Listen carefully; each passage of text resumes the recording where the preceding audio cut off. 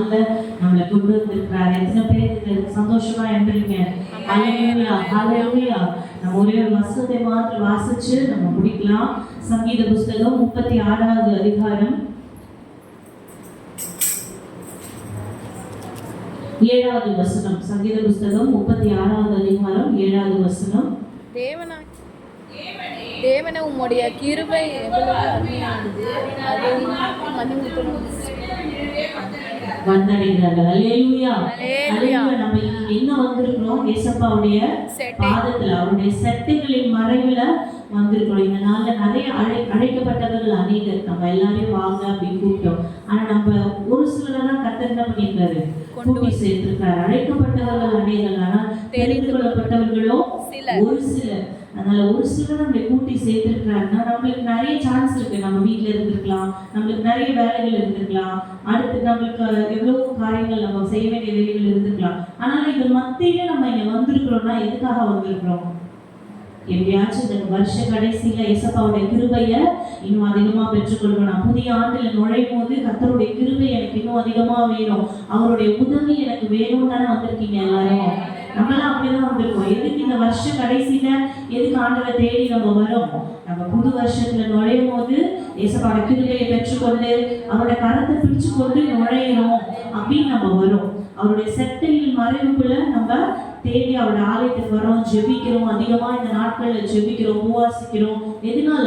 நம்ம புதிய ஆண்டுல போகும்போது ஏசப்பா நமக்கு புது கிருபைகளை தரணும், புது தயவை தரணும் அப்படின்னு சொல்லிட்டு நம்ம ஆண்டோடைய செட்டைகளின் மறைவுல இந்த நாள்ல கூடி வந்திருக்கிறோம். இந்த சங்கீதக்காரன் ரொம்ப அழகா சொல்றான், தேவனே உங்களுடைய கிருபை எவ்வளவு அருமையானது, அதனால் மனுபுத்திரருடைய செட்டைகளின் நிழலிலே வந்தடைகிறார்கள். அவருடைய கிருபை மிகவும் என்னது? அருமையானது. உங்களுக்கு எல்லாருக்குமே தெரியும் ரூத் எல்லாருக்கும் தெரியும் இல்லைங்களா பைபிள்ல. ஸோ அவங்க என்ன பண்ணாங்க? அவங்க ஒரு அந்நிய ஸ்திரீ, அவங்க வேற புறஜாதியான ஒரு ஸ்திரீ. அவங்க ஆண்டவருடைய பிள்ளைங்க கிடையாது, ஆண்டவருடைய ஜனம் கிடையாது. ஆனா அவங்க என்ன பண்ணாங்க? அவங்களுடைய மாமியாரை பின்தொடர்ந்து வந்து கர்த்தருடைய பிள்ளைகளா அவங்க சேர்ந்துட்டாங்க.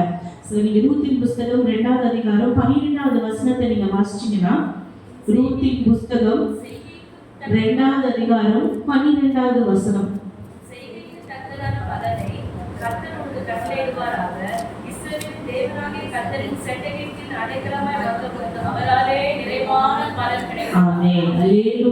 செய்திக்கு தக்க பலன். இந்த வருஷ கடைசியில் ஆண்டவரை தேடி நம்ம வந்திருக்கிறோம் இல்லையா?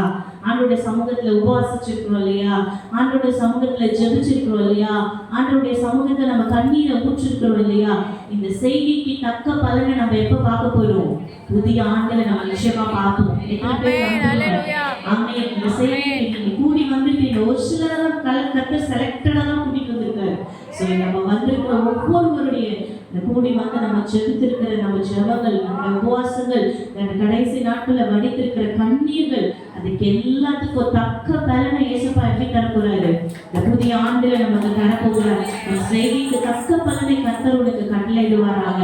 இஸ்ரவேலின் தேவனாகிய கர்த்தருடைய செட்டைகளின் கீழ் அடைக்கலமாய் வந்த உனக்கு அவராலே நிறைவான பலன். எத்தனை பேர் இந்த விசுவாசிக்கிறாங்க? அவருடைய அடைக்கலத்தை நம்ம தேடி வந்திருக்கிறோம், அவருடைய செட்டை நம்ம தேடி வந்திருக்கிறோம். அவரால நமக்கு நிறைவான பலன் கிடைக்க போகுது. ஆமென், ஆமென், ஹல்லேலூயா. கர்த்தர் இந்த புதிய ஆண்டுல நம்மளை நிறைவா ஆசீர்வதிக்க போறார்.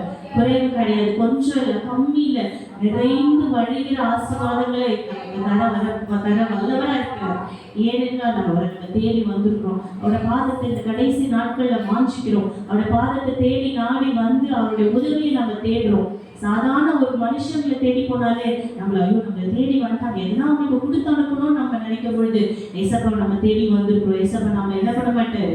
நிச்சயமான இருக்கையோட அனுப்பவே மாட்டார். அல்லேலூயா. புதிய ஆண்டுல நிறைவான ஆசீர்வாதம் அவருடைய செட்டைகளின் கீழ் அடைக்கலமாய் வந்த நமக்கு அவர் நிறைவான ஆசீர்வாதங்களை தர வல்லவராக இருக்கிறார். அல்லேலூயா, அல்லேலூயா. இந்த வசனங்களை குறிச்சு வச்சுக்கொள்ளுங்க. நீங்க வீட்டுல போய் இந்த வசனம் இந்த நாட்கள்ல நீங்க சொல்லி ஜெபிக்கும் போது இந்த வசனங்களை சொல்லி ஜெபிங்க.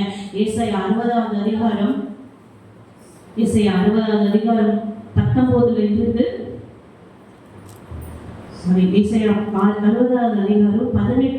22 வரைக்கும் நீங்க அதை வீட்டுல போய் வாசிச்சு இங்க வச்சு நீங்க ஜெபம் பண்ணுங்க. நான் உங்களுக்காக யாராவது ஒரு சீக்கிரமா அதை வாசிங்க. வாக்குல இருக்க வசனங்கள். உன் தேசத்திலும் அழிவும் நாசமும் உன் எல்லைகளிலும் கேட்கப்பட மாட்டாது. ஆமென். மனிதரை ரட்சிப்பென்றும் உன் வாசல்களை துதி என்றும் சொல்லுவாய். இனி சூரியன் உனக்கு பகலிலே வெளிச்சமாயிராமலும் சந்திரன் தன் வெளிச்சத்தால் உனக்கு பிரகாசிராமலும் கர்த்தரே உனக்கு நித்திய வெளிச்சமும் தேவனே உனக்கு மகிமையாய் இருப்பார். ஆமென். சூரியன் இனி இனி அஸ்தமிப்பதில்லை, உன் சந்திரன் மறைவதில்லை. கர்த்தர் உனக்கு நித்திய வெளிச்சமாய் இருப்பார். உன் துக்க நாட்கள் போதும். ஆமென். அல்லேலூயா. நம்முடைய துக்க நாட்கள் என்ன பண்ணும்? முடிந்து போகும். கர்த்தரே நமக்கு நித்திய வெளிச்சமாய் இருப்பார். நம்ம துக்க நாட்கள் முடிந்து போகும். அதே 61 ஏசாயா 61வது வசனத்துல 7வது வசனம் வெட்கத்துக்கு பதிலாக இரட்டத்தான பலன் வரும். லட்சியத்துக்கு பதிலாக தங்கள் பக்கத்தில் சந்தோஷம். அது நிமித்தம் தங்கள் தேசத்தை ரட்சிக்கப்படும் சுதந்திரம் அடையாளம் நித்திய மகிழ்ச்சி அவர்கள் உண்டாக்கும். ஆமென். அல்லேலூயா. ஏசாயா 61:7 சொல்லுது, உன் வெட்கத்துக்கு பதிலாக இந்த வருஷத்துல நம்ம பட்ட எல்லா வெட்கத்துக்கு எவ்வளவு வெட்கமா இருந்தாலும் அதுக்கு பதிலாக நம்முடைய ஆண்டவர் நமக்கு இரட்டத்தனையான பலனை தர வல்லவரா இருக்கிறார். என்ன பேர் விசுவாசிக்கிறீங்க? இந்த வசனங்கள் எல்லாம் நீங்க வச்சு நீங்க இந்த நாட்கள்ல ஜெபிக்கும் போது இந்த வசனங்கள்ல கையை வச்சு ஜெபிங்க. இசப்பா, என் சூரியன் இனி அஸ்தமதிக்க கூடாது, என் சந்திரன் மறையக்கூடாது, நீங்க எனக்கு நித்திய வெளிச்சமாயிருங்க. கர்த்தரே நமக்கு நித்திய வெளிச்சமாயிருப்பார். நம்முடைய துக்க நாட்கள், நம்ம கண்ணீர் வடித்த நாட்கள் எல்லாவற்றையும் கர்த்தர் ஒரு முற்றுப்புள்ளி தர வல்லவரா இருக்கிறார். அல்லேலூயா. எத்தனை பேருக்கு இந்த வசனங்கள் ஆசீர்வாதமா இருந்துச்சு? அல்லேலூயா.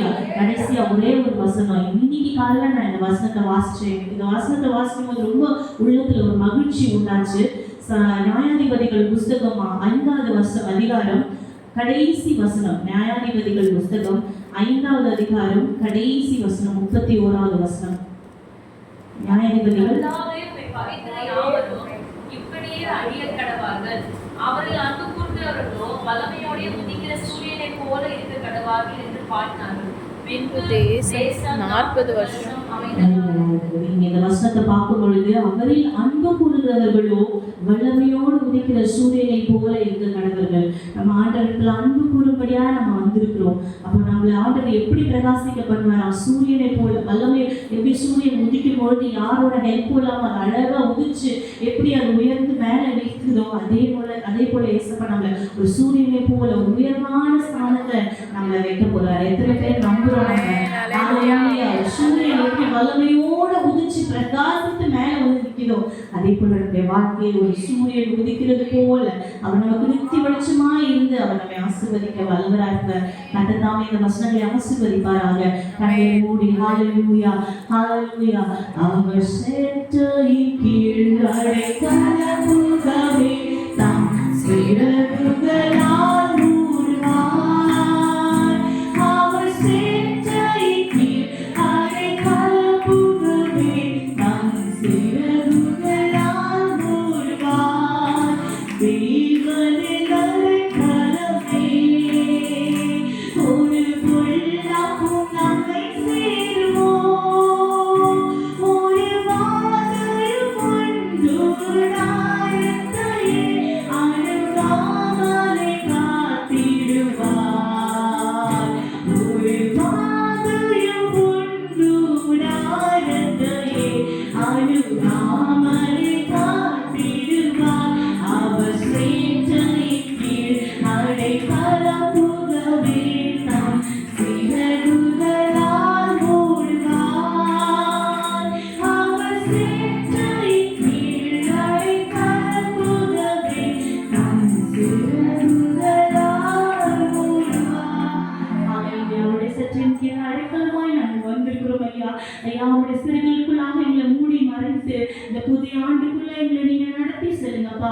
இம்மட்டும் உதவின நல்ல எபினேசர், இனிமேலும் எங்களுக்கு உதவி செய்யுங்க அப்பா. உங்களுடைய வாக்கு தத்துவங்களை அப்பா நீங்க நிறைவேற்றுகிற தேவனா இருக்கு. எங்களோடு கூட பேசுகிற ஒவ்வொரு வார்த்தைகளையும் நீங்க நிறைவேற்ற வல்லவரும் போதுமானவருமா இருக்கிறீங்க.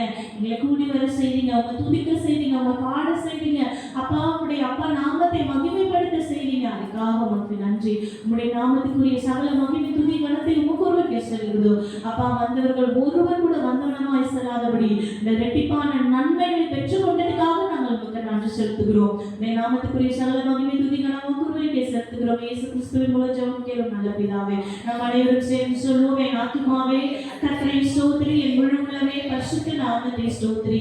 என் ஆத்துமாவே கர்த்தரையே ஸ்தோத்திரி, கர்த்தர் செய்த சகல உபகாரங்களை மறவாதே. அல்லேலூயா. அவர்